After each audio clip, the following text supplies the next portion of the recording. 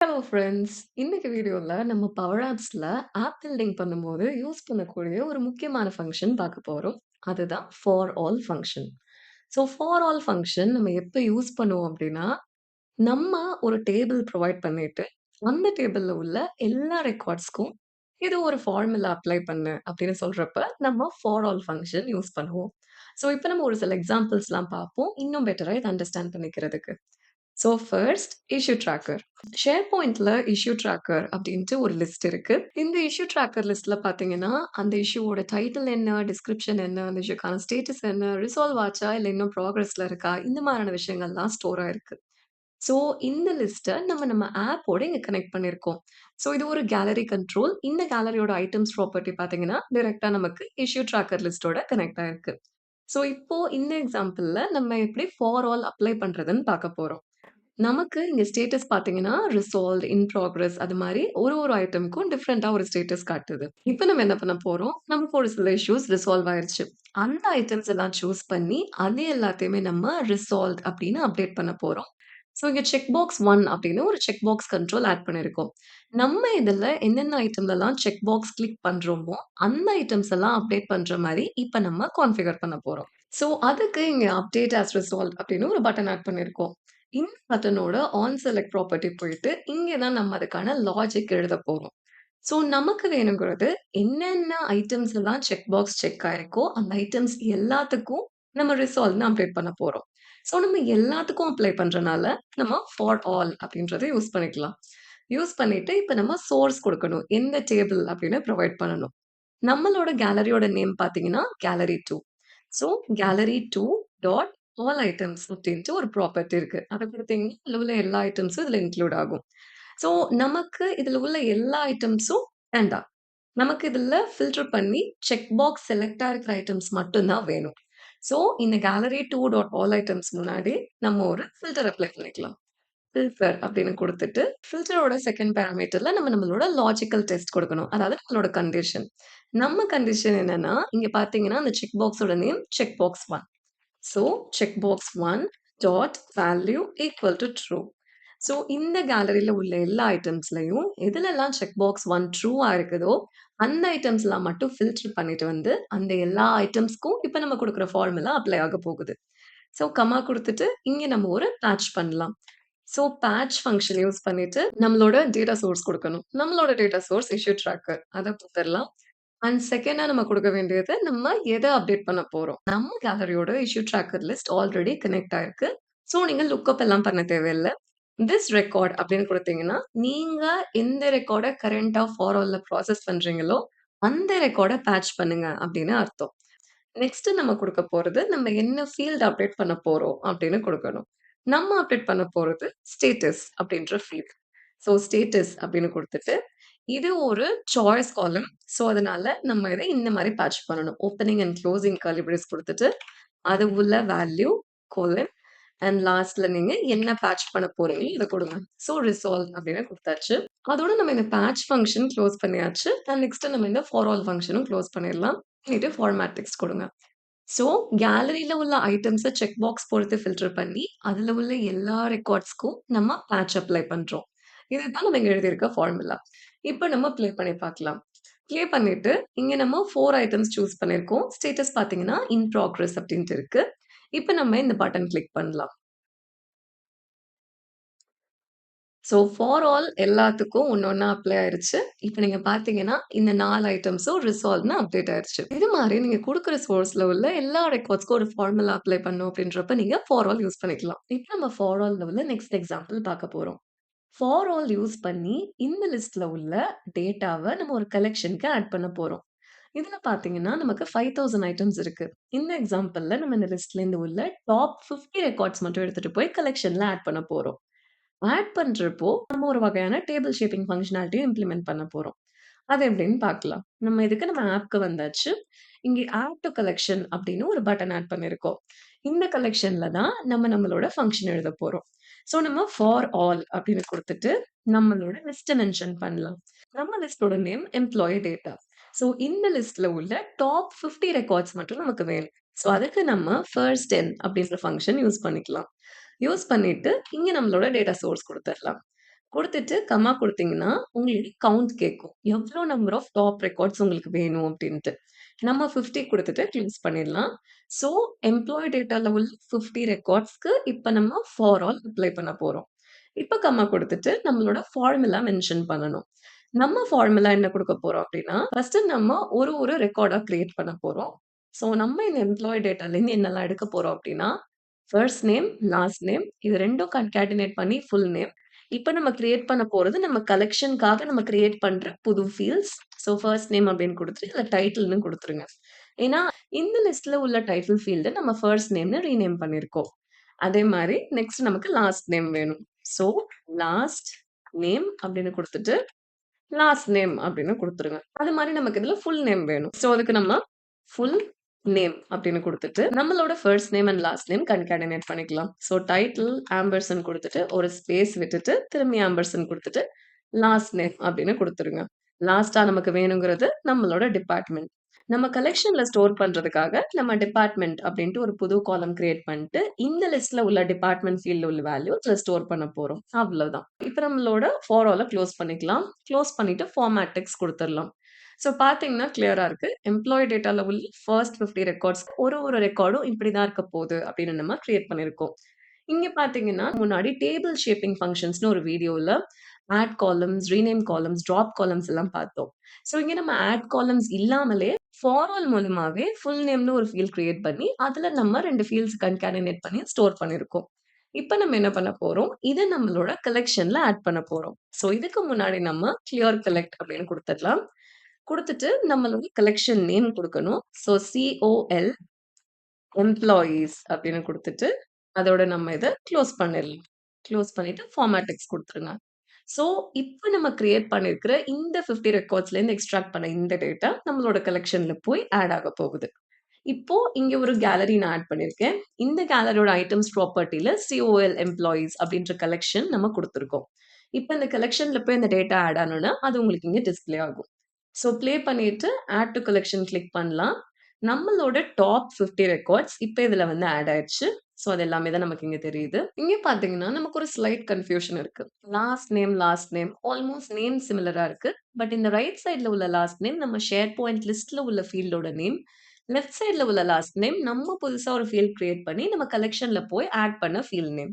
So இந்த confusion avoid பண்றதுக்கு நம்ம ஆஸ் ஆப்பரேட்டர் யூஸ் பண்ணலாம். இதே நம்ம ஆஸ் எம்ப்ளாயி அப்படின்னு குடுத்தாச்சு அப்படின்னா, இதுல உள்ள ஒரு ரெக்கார்டையும் நம்ம ரெஃபர் பண்றப்போ, நம்ம எம்ப்ளாயி அப்படின்னு ரெஃபர் பண்ணிக்கலாம். ஸோ, அப்ப இங்க நம்ம ஃபர்ஸ்ட் நேம் கோலன் டைட்டில்ன்னு குடுக்குறதுக்கு பதிலா, எம்ப்ளாயி டாட் டைட்டில் அப்படின்னு குடுத்துக்கலாம். ஸோ, இது மாரி குடுக்கும்போது, நமக்கு ஒரு கன்ஃப்யூஷன் அவாய்ட் ஆகும். ஸோ, இது மாரி எல்லாத்துலயும் நான் முன்னாடி எம்ப்ளாயி டாட் அப்படின்றது குடுத்துடுறேன்.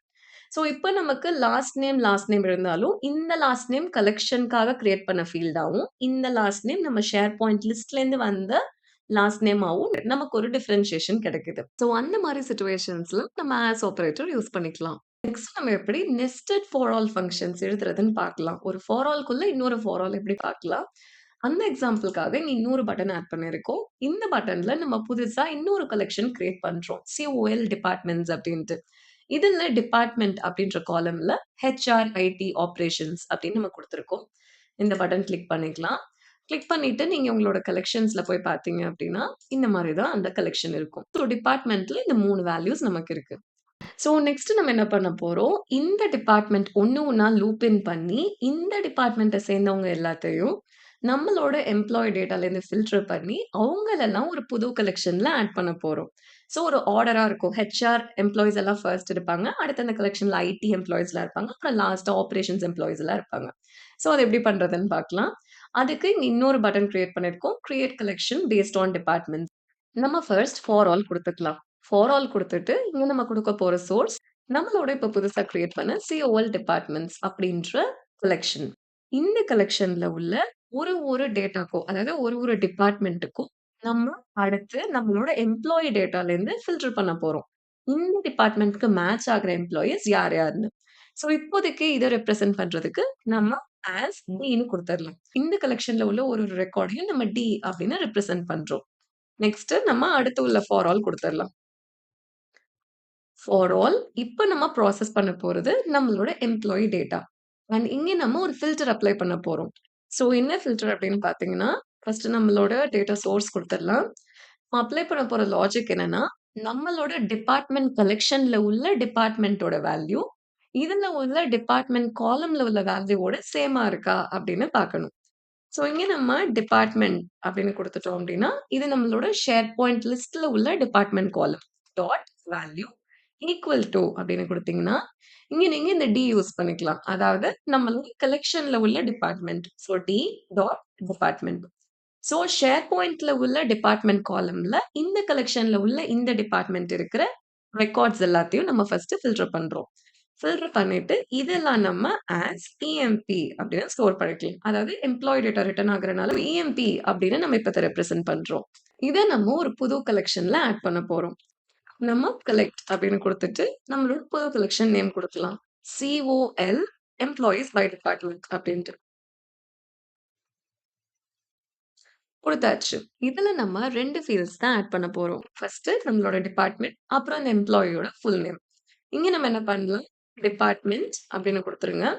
ஸோ டிபார்ட்மெண்ட் தான் நம்ம கலெக்ஷன்ல நம்ம சேவ் பண்ண போற அந்த காலமோட நேம். இங்க நம்ம ஸ்டோர் பண்ண போற வேல்யூ நம்ம டிபார்ட்மென்ட்டோட value. So D dot department. அந்த டிபார்ட்மெண்ட் கலெக்ஷன்ல இருந்து நீங்க இத எடுத்துக்கலாம். நெக்ஸ்ட் நமக்கு ஃபுல் நேம் அப்படின்ட்டு புதுசா ஒரு ஃபீல்ட் வேணும். ஸோ நம்ம ஃபுல் நேம் அப்படின்னு குடுத்துட்டு, இங்க நம்மளோட டைட்டிலையும், லாஸ்ட் நேமையும் நம்ம கன்காட்டினேட் பண்ணிக்கலாம். ஸோ இங்க நமக்கு ரிட்டர்ன் ஆகுற எம்ப்ளாயி ரெக்கார்ட நம்ம இஎம்பி அப்படின்னு சொல்லியிருக்கனால நம்ம இஎம்பி டாட் டைட்டில் ஆம்பர்சண்ட் ஒரு ஸ்பேஸ் விட்டுட்டு ஆம்பர்சண்ட் இஎம்பி டாட் லாஸ்ட் நேம் அவ்வளோதான். ஸோ இப்போ டிபார்ட்மெண்ட்டும் அந்த எம்ப்ளாயியோட ஃபுல் நேமும் இந்த சிஓஎல் எம்ப்ளாயீஸ் பை டிபார்ட்மெண்ட்ல போய் ஸ்டோர் ஆயிடும். அண்ட் இதோட நம்ம இதை க்ளோஸ் பண்ணிக்கலாம். ஸோ கலெக்ட் க்ளோஸ் பண்ணிடலாம்.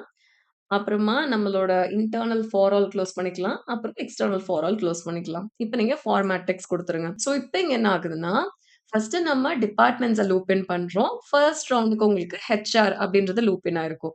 சோ அடுத்து நம்மளோட எம்ப்ளாயி டேட்டாவ ஃபில்டர் பண்ணி எந்தெந்த ரெக்கார்டோட டிபார்ட்மெண்ட்லாம் ஹெச்ஆரா இருக்கோ, அந்த ரெக்கார்ட் எல்லாத்தையும் தூக்கி இந்த கலெக்ஷன்ல ஆட் பண்ணு அப்படின்னு சொல்றோம். சோ அந்த லூப் முடிஞ்சு அடுத்த லூப் வந்திருக்கும். அடுத்து உள்ளது பார்த்தீங்கன்னா, நமக்கு ஐடி அப்படின்ட்டு இருந்துச்சு. ஸோ, ஃபர்ஸ்ட் ஹெச்ஆர் முடிஞ்சுச்சு. அப்புறம் ஐடி, அப்புறமா ஆப்பரேஷன்ஸ். ஸோ, இந்த ஆர்டர்ல நமக்கு அந்தந்த எம்ப்ளாயியோட ரெக்கார்ட் வந்து நம்மளோட கலெக்ஷன்ல ஆட் ஆகணும். நம்ம ப்ளே பண்ணி பார்க்கலாம். ப்ளே பண்ணிட்டு இந்த பட்டன் கிளிக் பண்ணலாம். கிளிக் பண்ணோனே உங்களுக்கு லோட் ஆகுது. அண்ட் இப்ப நம்ம போயிட்டு சிஓஎல் எம்ப்ளாயீஸ் பை டிபார்ட்மெண்ட் அப்படின்ற டேபிள் ஓப்பன் பண்ணி பார்ப்போம். இங்க பார்த்தீங்கன்னா, நம்ம சொன்ன மாரி ஃபர்ஸ்ட் ஹெச்ஆர் எம்ப்ளாயீஸோட நேம் எல்லாமே இருக்கு இங்க. ஹெச்ஆர்ன்னு போட்டு அது கழிச்சு ரொம்ப தூரம் ஸ்க்ரால் பண்ணி போனீங்கன்னா, உங்களுக்கு நெக்ஸ்ட் ஐடி எம்ப்ளாயீஸ் எல்லாமே ஆட் ஆயிருக்காங்க. ஃபைனலா நம்மளோட ஆப்பரேஷன்ஸ் எம்ப்ளாயீஸ் எல்லாருமே ஆட் ஆயிருக்காங்க. ஸோ இது மாரி நீங்க நெஸ்டட் ஃபார் ஆல்ஸுமே யூஸ் பண்ணலாம். உங்க சிச்சுவேஷன்க்கு ஏத்த மாரி. இப்ப நம்ம இன்னொரு எக்ஸாம்பிள் பார்க்கலாம். இந்த எக்ஸாம்பிள் ஸ்க்ரீன் டாஸ்க் லாக்ஸ்க்கு வந்தாச்சு 3 ஸ்க்ரீன்க்கு. டாஸ்க் லாக்ஸ் அப்டின்ட்டு ஒரு ஷேர் பாயிண்ட் லிஸ்ட் இருக்கு.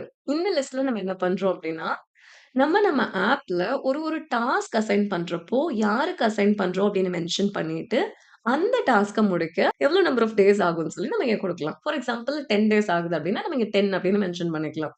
அதுக்கேத்த மாரி உங்களுக்கு இன்னையிலேருந்து அடுத்து உள்ள 10 டேஸ்க்கான ரெக்கார்ட்ஸ் இந்த லிஸ்ட்ல ஆட் ஆகும். இப்போ ஃபார் எக்ஸாம்பிள் நான் இது ஃபெப் 20 ஆட் பண்ணியிருக்கேன். ஸோ ஃபெப் 20 3 டேஸ் ஒருத்தவங்களுக்கு நான் டாஸ்க் குடுத்துருக்கேன் அப்படின்னா, ஃபெப் 21, ஃபெப் 22, ஃபெப் 23 3 டேஸ்க்கான ரெக்கார்ட்ஸ் இதுல ஆட் ஆயிடும். ஸோ நம்ம ஒரு டாஸ்க் அசைன் பண்ணதுலேருந்து, அவங்களுக்கு எவ்ளோ நம்பர் ஆஃப் டேஸ் குடுத்துருக்கோமோ அத முடிக்கிறதுக்கு, அந்தந்த நாளைக்கு அவங்க என்ன ஆக்ஷன் பண்ணியிருக்காங்க, எவ்ளோ ஹவர்ஸ் ஸ்பெண்ட் பண்ணியிருக்காங்க அப்படின்றத அப்டேட் பண்றதுக்கான ரெலவென்ட்டான ரெக்கார்ட்ஸ் கிரியேட் பண்றதுக்கு நம்ம ஃபார் ஆல் யூஸ் பண்ணலாம். ஸோ எப்படின்னு பார்க்கலாம். நம்மளோட ஸ்க்ரீன்ல பார்த்தீங்கன்னா, நம்மளோட டாஸ்க் டைட்டில்க்கு ஒரு டெக்ஸ்ட் இன்புட் இருக்கு. அசைன் டூக்கு ஒரு காம்போ பாக்ஸ் இன்புட் இருக்கு. நம்பர் ஆஃப் டேஸ்ல நம்ம எவ்ளோ நம்பர் ஆஃப் டேஸ்ல யூசர் அத முடிக்கணும் அப்படின்னு மென்ஷன் பண்ணியிருக்கோம். இப்போ இந்த பட்டன் ஆட் லாக் என்ட்ரீஸ்ல நம்ம இதுக்கான ரெக்கார்ட்ஸ் கிரியேட் பண்ண போறோம். ஃபார் ஆல் குடுத்தாச்சு. இப்ப நம்ம யூஸ் பண்ண போற ஒரு இன்ட்ரஸ்டிங்கான ஃபங்ஷன் சீக்வென்ஸ் அப்டின்ட்டு ஒரு ஃபங்ஷன் இருக்கு.